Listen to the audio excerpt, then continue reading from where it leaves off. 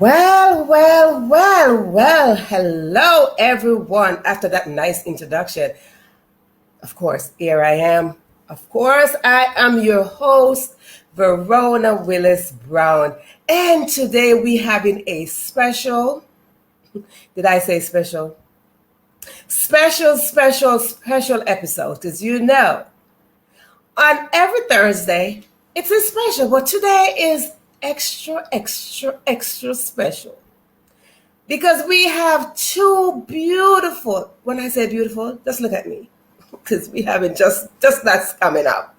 Two beautiful queen sisters that is standing in the position as caregivers. And when I say caregivers, honey, I mean caregivers. Caregivers. Can you just separate that word? Caregivers. So if you are a caregiver and you know someone who's a caregiver, or you know someone who was a caregiver, by all means, call them, tell them, come, bring a drink, bring their family, bring the whole place, and tune into this special episode that we have here today. Today is one of those days, okay? One of those episodes. I don't even know how to introduce our very first guest. Before I introduce her, let me tell you something. I'm a traveler. I love to travel. And because I love to travel and my traveling plans has been damped since last year, like all of us, when I created this platform, I get to travel virtually. I got to go to Argentina, I go to Canada, I go to just different places. And tonight is one of those times where I will be traveling again. My suitcase is over there. My passport is over here. And my pocketbook is right here. Well, guess what? I don't need no boarding pass to go where our first guest is going. And you must be saying where that is. As a matter of fact, it's nighttime. Way nighttime. So I'm already there past her bedtime and all that good stuff. So without further ado, sit back, relax, and just wait for the introduction of our beautiful first guest that is coming up. So if you're ready, let me see you put in the chat that you are ready for this beautiful queen sister. And I will let you know where she's tuning in from in just a moment, because that's where I'm going to go next. Maybe I put that on my traveling list to go there. If you think that's a good idea, let me know. So without further ado, on this blessed Tuesday afternoon for us and evening for some people, including her, ladies and gentlemen, family, caregivers, and all those beautiful things, I am going to exit myself and you wait for the introduction to this lovely queen sister.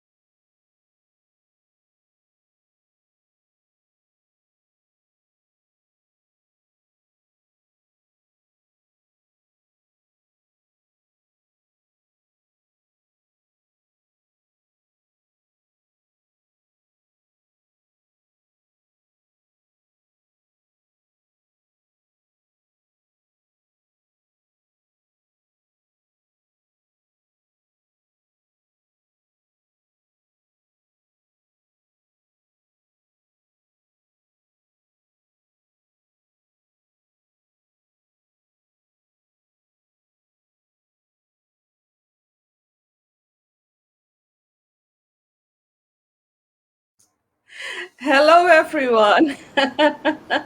Yes. Hello, everyone. My name is Miriam, and I am tuning in all the way from the Netherlands. It's past 10 p.m. here, and I'm a motivational speaker, I'm an author, I'm a devoted wife, I'm a caregiver advocate, and much more. And, today I'm a very, very happy woman who is enjoying her life to the max. I'm addicted to traveling, just like my husband. And like I said before, I just enjoy every single day of my life. But you have to know it wasn't always like this. There was a time in my life when I was the cleaner, the cook, the driver, the caregiver. There was a time when my husband was on dialysis. And he finally, in 2003, had a kidney pancreas transplant surgery. In those days, I was running from task to task, and I didn't pay any attention to Miriam. And the result was that I burned out. And burnout isn't a pretty place, it's a nasty place. And it wasn't until a social worker asked me the question, Miriam, how are you doing? And that's when I fell apart. I cried, I sobbed for 15 minutes because of the heaviness that was all on my shoulders. Caregiving is challenging, both mentally and physically. And I had to make a choice. When I got home from the conversation with a social worker, I looked in the mirror and I said, Miriam, what are you going to do for you? And I couldn't answer. And I said, Miriam, what are you going to do for you? I needed to do something. What would happen to Martin, my husband, if I didn't do anything? And that was my wake-up call. I started investing in myself, doing self-care, taking baby steps. It wasn't easy, but I didn't give up. And that's how I got out of, like my friend says, burnout city. And I found myself again because I was lost. So today, I'm a happy woman, but there's more. Years after Martin, my husband, was finally doing well, I got a phone call from him at the office that I needed to call my brother Patrick. And I asked him, why do I need to call my brother? I'm at the office. No time to explain, dear.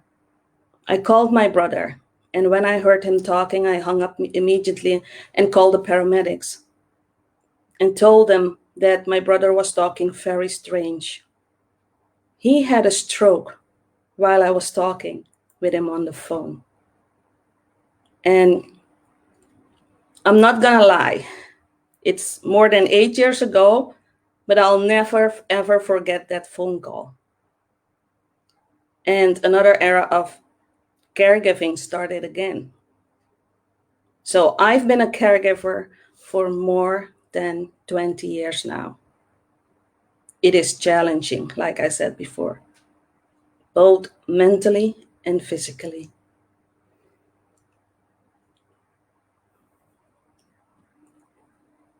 Thank you, Verona. You're muted. And that's Miriam. Yeah. And she mentioned she's a student from the Netherlands. But you heard she talk about caregiver. And tonight we are going to talk about caregivers are real. They're real people. And there are real challenges that they face. So first of all, I want to welcome everyone. Miriam, my queen sister, welcome to the questing. Divine order for you to be here. And like I mentioned, I love to travel, so now I'm in the Netherlands. Welcome. Welcome in Nederland. And we might learn a few little Dutch tonight. And I want to say welcome, Lisa Davis, also, who is in the audience. So before we go into question anything or talk about position, I want to take the time out to let everyone know that you will have an opportunity to ask Meriam questions as we go along. Of course, the show is called The Question. So you will have that opportunity to ask her questions regarding who she is, her book, and all that good stuff. So what she didn't tell you is that she's a published author. And I don't remember hearing her mention that, but yes, that's another thing that added on to her caregiving title. A published author. So I want to say congratulations from one queen to another queen. Congratulations, darling. Thank you. Yes. I love it. I love to see authors, because authors tell their stories, and we have categories where we say fiction and nonfiction, but most of the time fictions are real stuff, and that's why caregivers are real. So let us dive a little bit into a few questions here. How do you define the word caregiver? Whew. This is a tough question. A caregiver is so much more. Like I mentioned before, when I was caregiving and still am caregiving, but when it was very hectic, I was the cleaner, the cook, the driver, the groceries woman, taking care of medicine and taking care of and working full time. That's a caregiver. And I want to jump on that a second. Most of the days I was like an octopus. It felt like I had 8 hands. Yeah. One hand was the driver, the cleaner, the cook, groceries, working full time, caregiving, all the whole day. I was running from task to task. That's caregiving. And, unless you're a caregiver, you understand what I'm talking about.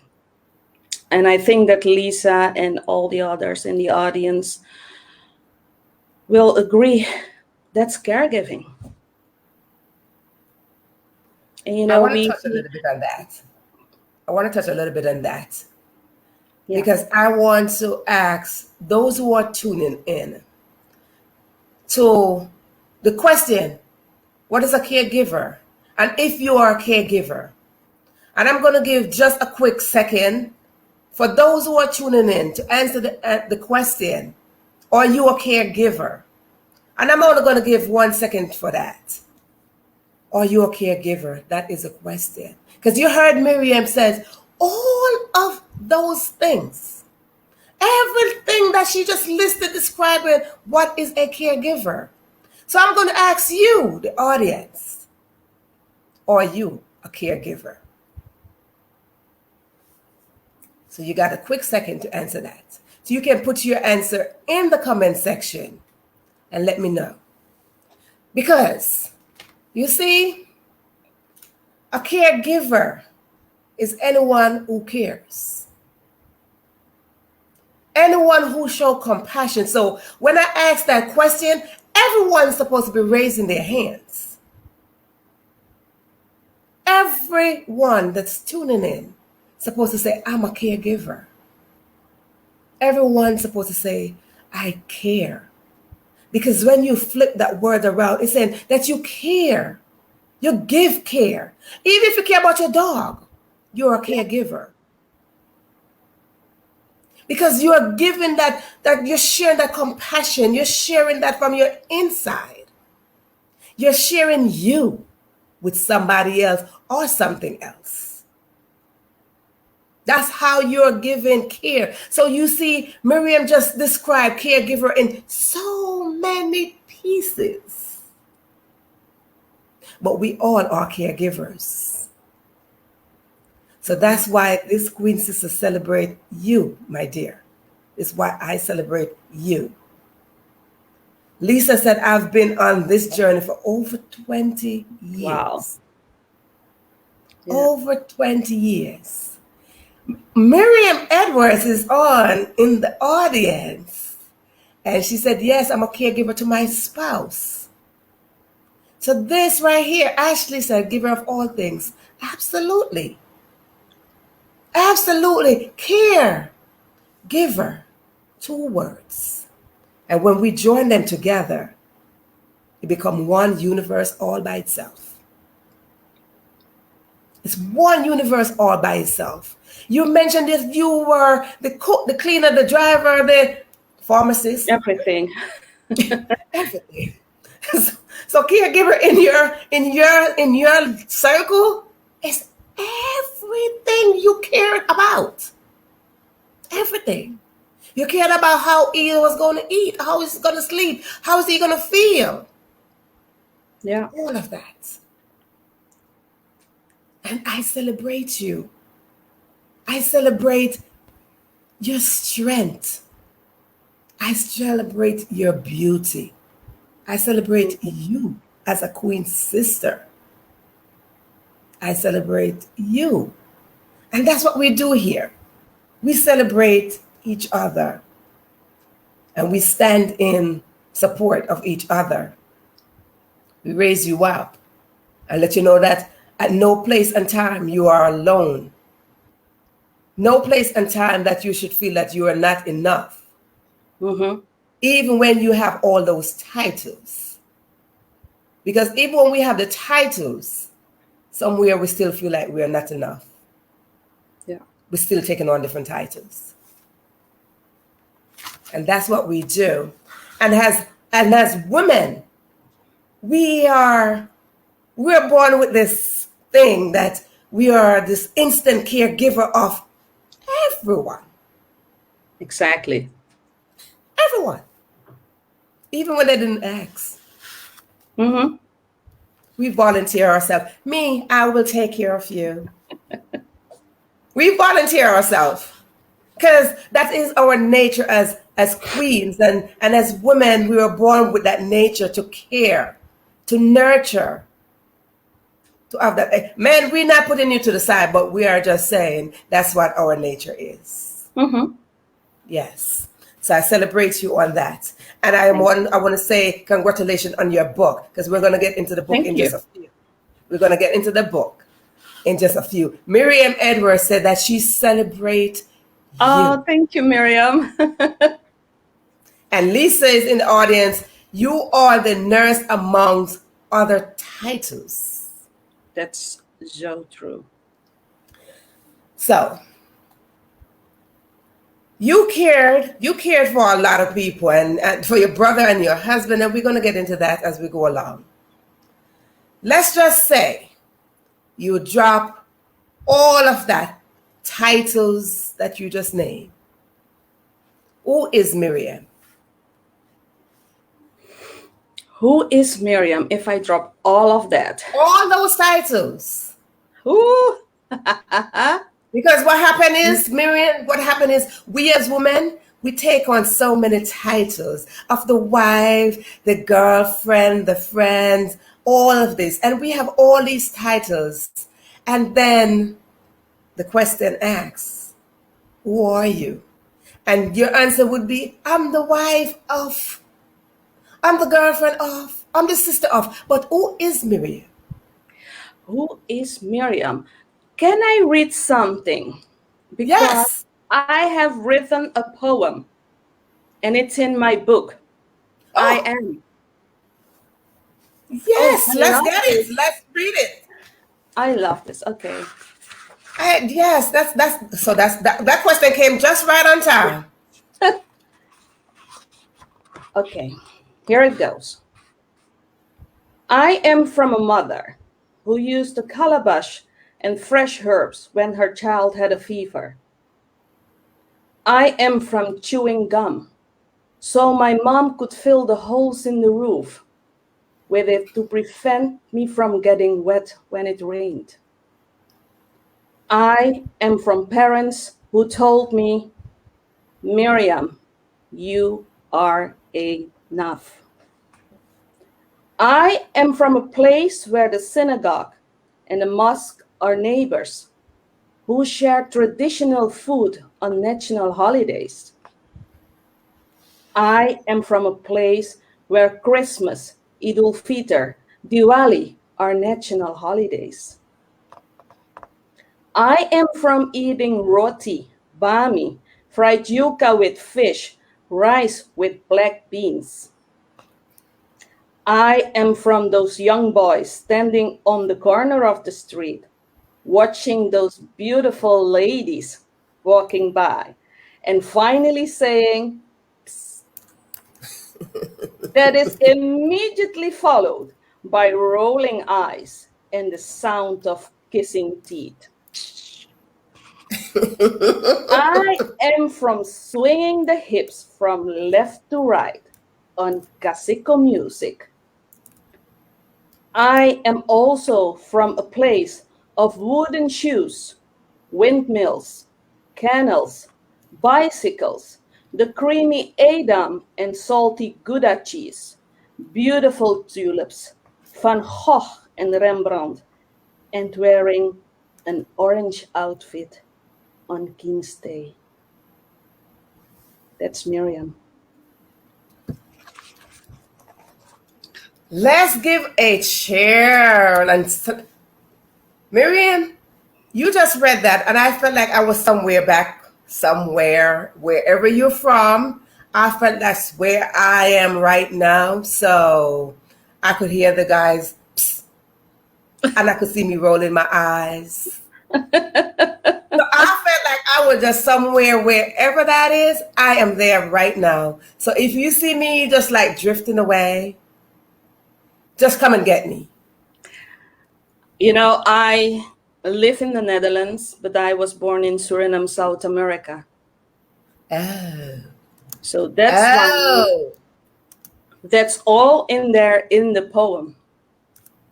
See? And a child from her parents.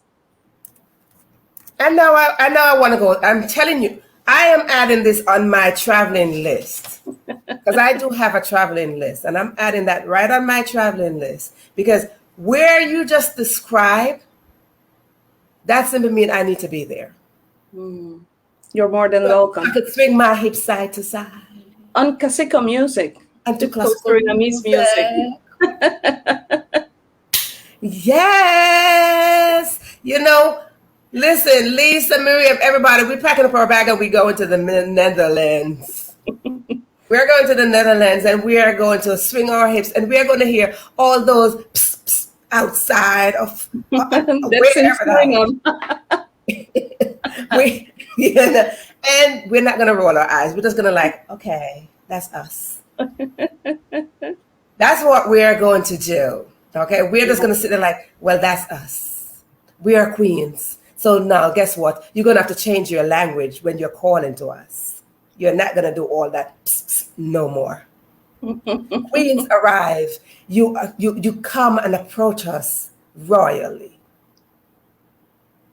That's what's going to happen when we walk on the streets of Netherlands. All of us together. Because we're going to have a whole sister circle. And that's how they're going to approach us. Yeah. So, let us jump a little bit into the moment of realization. And before I get into the question regarding that, you do have a book. Yes. Let us see that lovely book you have there. Because every time I look at that book, and you're going to talk about that book, but every time I look at that book, I'm seeing the cross. I'm literally seeing the cross every time I look at that book. Mm-hmm. So you're going to talk about what I'm seeing or what's on the book as we go along. I am seeing the cross. Okay, but there's much more than the cross. Yes, but I am going to give you the opportunity to tell us what is on it. But every time I look at it, the first thing I see is the cross. That's for some apparent reason, which is so good. The other thing you're seeing is a burnt match. Oh, yes, burnt match. but it didn't burn all the way, right? You can see it here. It didn't burn all the way. Voila. Yeah, I could see Miriam going to talk nicely about that book. So watch Yeah. for the second. You're going to see, talk about the book. Yeah, here. So you see the burnt match, but it didn't burn all the way. And out of the match, there's a flower coming out of the match. Okay, so the burnt match, that's my burnout, right? But it didn't burn all the way. A flower came out of it. And not just a flower. This flower is called the Kotomisi. That's Surinamese. And Kotomisi means Surinamese woman. And that's the flower. The color purple was my mom's favorite color. That's why the flower is in purple. And the color orange is the color of the Netherlands. So my burnout is on my cover, my recovery, my mom, Suriname, and the Netherlands. And that's what caregivers are all about, a combination of so many different things. Such a combination. The burnout is on the bottom, but then she flourished into this beautiful flower, just like the caterpillar evolved into a beautiful butterfly. Miriam, you have a moment to read a section from your book. But before you do that, everyone, listen closely as Miriam read from her book. But don't forget, you will have the opportunity to purchase the book and read it yourself. Because I'm going to let her know how she can, or you can get an autographed copy also. So you'll have an opportunity to get a copy of that book because she's going to read to you. And I love when somebody reads to me. I love to read to people. But I love when I just sit back and let somebody read to me. So, Miriam, the stage is yours. Read to us, darling. Read to us. Thank you, sister. Okay, this is in the self-care part of the book. I didn't tell my husband how tired I was. Why? Because he needed me, and I thought that I was a superhero. I skipped that part of communication without realizing what effect it would have on us. I went over the edge, and the result was burnout. There's no one to blame except me. I ignored the signs of my body. And if I wanted to change my life, I had to change my mindset. I had to use some techniques and tools. Asking for help, allowing myself to see possibilities, schedule and organize, do self-care, and love Miriam.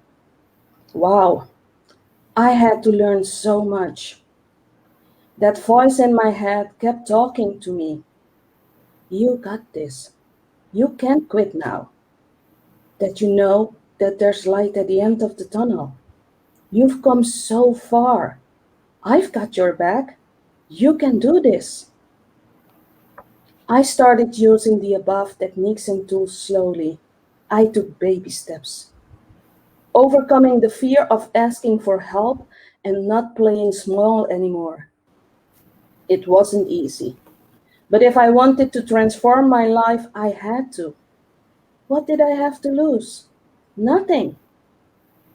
Dear caregiver, a friend of mine told me, please, listen to your body when it's whispering, so it doesn't have to scream.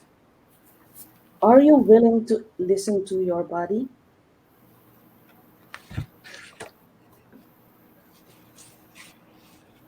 Every week on my show, I come prepared with my pen and my notebook to take notes.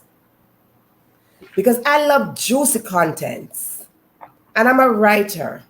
So I like to write juicy contents So you just mentioned something just now, so I have to jot it down. So give me a moment. So if you're in the audience and you got some juicy content just now, please take a moment, get your pen, and write it down, because Miriam is dropping some dimes, gem, pearls, water, wine, tea, something. She's dropping something here. So jump in and write it down. Miriam, I'm going to ask you to repeat that. You said your body is screaming. What?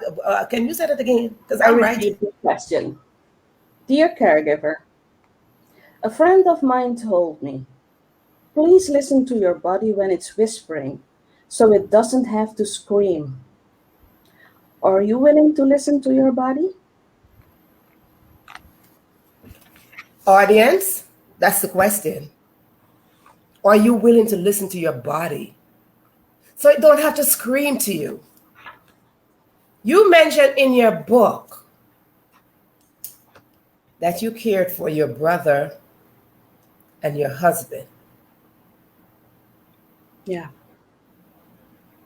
So again, if you don't have a copy of Miriam's book, please. Miriam, where can they get the book before we go into? It's available on Amazon, Barnes and Noble in the USA. It's on Amazon. It's on all Amazon websites.